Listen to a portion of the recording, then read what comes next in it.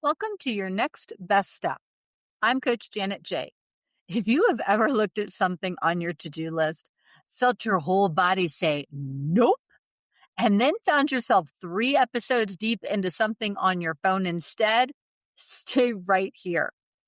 Today, we're talking about procrastination, and it is going to land differently than you expect. That task you keep avoiding, your brain is fighting a feeling, and the feeling is winning. Neuroscience researchers have been watching this happen in real time on brain scans. And what they found completely changes the conversation about why we put things off. Here is a scene that might feel familiar.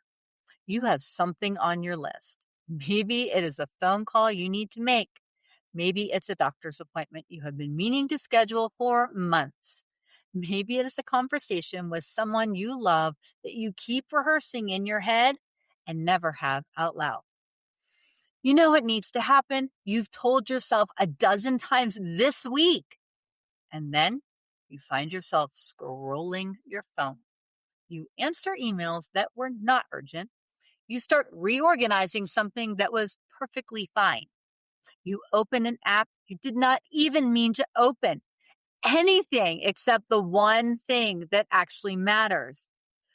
And then comes the part that really stings. You judge yourself for it. You call yourself lazy. You wonder what is wrong with you. You promise you will do it tomorrow, and tomorrow plays out exactly the same way. Sound familiar? Good. Because the reason this keeps happening has a specific research-backed explanation. And once you see it, the whole loop looks different. Dr. Timothy Pitchell is a psychology professor at Carleton University in Ottawa, Canada, who has spent decades studying procrastination. And his conclusion is blunt. Procrastination is an emotion regulation problem, a feeling problem. When you avoid a task, you are avoiding the feeling that the task triggers. Boredom, anxiety, inadequacy, fear that you'll get it wrong, resentment that the task landed on your plate in the first place when you already have a full day.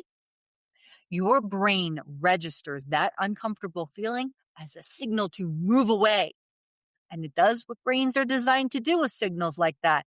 It steers you towards something easier, towards something that provides immediate relief. That is why you end up scrolling or tidying or starting a project that was not even on the list. Your brain is protecting you from an emotion it would rather skip. Neuroimaging research supports this. When people face aversive tasks, the regions of the brain involved in processing the threat and negative emotion, including the amygdala, showed increased activation. Meanwhile, the prefrontal cortex, the part of your brain responsible for planning and self-regulation, has reduced connectivity with those emotional centers. The alarm system is loud. The planning system is quiet. And avoidance feels like the only reasonable option. A randomized controlled trial published in Frontiers in Psychology tested this directly. Participants received training in emotion regulation skills, learning how to recognize, name, and work with difficult feelings. The researchers did not teach time management. They did not hand out planners. They taught people how to handle their emotions. And procrastination significantly decreased in the group that received the training compared to the control group. The feelings were the obstacle. Addressing the feelings moved the needle. So what does that mean for you today? It means you can stop calling yourself lazy. Every time that word comes up, you can replace it with a more honest question. What am I feeling right now about this task? The thing you've been putting off, the phone call, the appointment, the conversation, the financial decision, the project you started and abandoned, is stuck because something about it triggers an emotion your brain would rather avoid. And the beautiful thing about that reframe is it gives you something specific to work with. You can work with the feeling. Feelings respond to attention. If you listen to episode 71, The Practice of Staying, you will remember we talked about how naming an emotion reduces its intensity in your brain. UCLA researcher Matthew Lieberman showed that putting a word to what you feel activates your prefrontal cortex and quiets the alarm response. That same principle applies here. In episode 71, we used naming to stay present when emotions felt heavy. Today, we are using it to identify the specific feeling that is blocking you from a task. Same tool, different application. Proverbs 13:4 says, "The desires of the diligent are fully satisfied." The word diligent is worth pausing on because I think we misread it. We hear diligent and picture someone who powers through, who pushes harder, who white knuckles their way to the finish line. The disciplined one, the one who just does it. The Hebrew word is karutz. It carries the idea of being decisive, of making an incision, of cutting through. Less grinding out, more clarity. Knowing what matters and moving toward it, even when the movement is small. Diligence in the biblical sense is about direction, and direction starts with understanding what is actually in your way. If the obstacle is a feeling that you have not named, no amount of willpower is going to move it. Naming it is the incision. That is where the work begins. Mentally, procrastination consumes cognitive energy. Unfinished tasks create a background hum of self-criticism that takes up space in your thinking all day long. Emotionally, the shame cycle is exhausting. You avoid. You judge yourself for avoiding. You feel worse.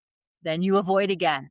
The loop has a specific cause and it can be interrupted. Physically, chronic procrastination is associated with higher cortisol levels and increased cardiovascular risk over time. The stress of avoidance shows up in your body. Spiritually, there is freedom in understanding your struggle with follow-through is an emotion management challenge. And God is interested in what is underneath the avoidance. He is patient with the process of uncovering it. Here is your next best step. Think of one thing you've been putting off, just one. Then ask yourself this question. What feeling am I avoiding by not doing this? Is it boredom, inadequacy, fear of getting it wrong, resentment, grief? Sit with that for a moment. Name it out loud if you can.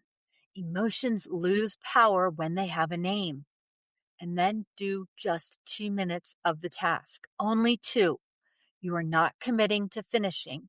You are showing your brain that the feeling is survivable. 2 minutes. That's it. Procrastination is an emotion regulation challenge. Your brain avoids the feeling and the task gets caught in the crossfire. Research confirms that learning to name and work with those feelings is more effective at reducing procrastination than any planner or productivity system. And Proverbs reminds us that diligence starts with clarity, with cutting through to what is actually in the way. Name the feeling. Do 2 minutes. That is your next best step. On Wednesday, we're looking at something your brain does automatically that you have probably never questioned. It's called the negativity bias, and it affects how you see yourself, your relationships, and even your faith. That one is going to surprise you. If you have a moment, a rating or review makes a real difference. It helps other women find this show, and I'm so grateful for everyone.